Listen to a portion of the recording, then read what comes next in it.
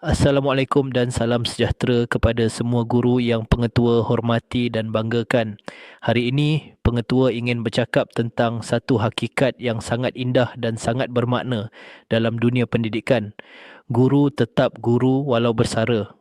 Cikgu-cikgu yang pengetua kasihi, ada profession yang berakhir apabila kontrak tamat, ada jawatan yang berhenti apabila pension tiba.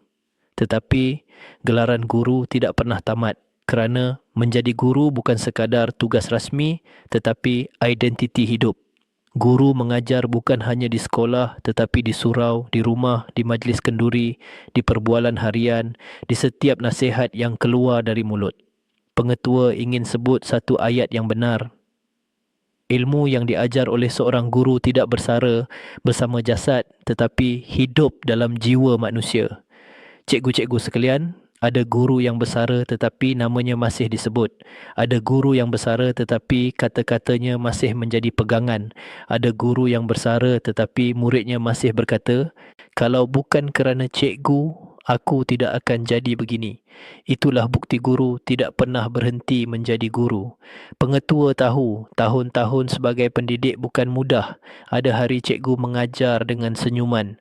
Ada hari cikgu mendidik dengan air mata yang disimpan. Ada hari cikgu pulang dengan tubuh letih dan hati yang diuji. Namun cikgu tetap bertahan. Bukan kerana gaji semata-mata, tetapi kerana rasa tanggungjawab dan kasih. Pengetua ingin ingatkan, bersara dari tugas, bukan bersara dari pengaruh.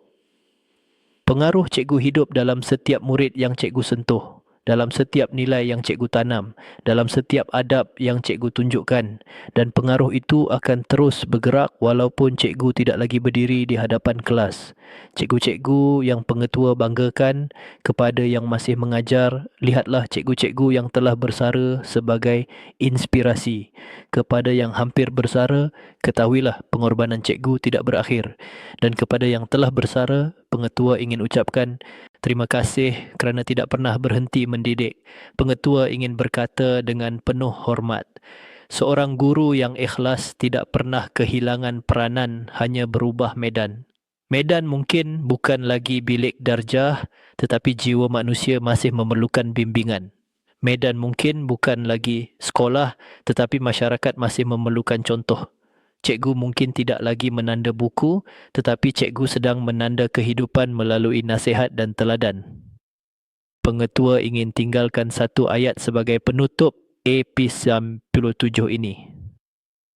Guru tetap guru walau bersara kerana ilmu dan kasihnya tidak pernah berhenti memberi.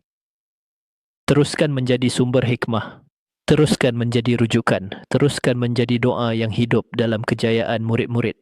Dan sebelum pengetua akhiri, jika video ini bermanfaat, jangan lupa subscribe channel pengetua agar lebih ramai guru dihargai, lebih ramai pendidik disedarkan dan lebih ramai memahami bahawa seorang guru tidak pernah bersara daripada kebaikan. Terima kasih cikgu. Guru tetap guru walau bersara dan dunia terus berhutang budi kepada jasa cikgu.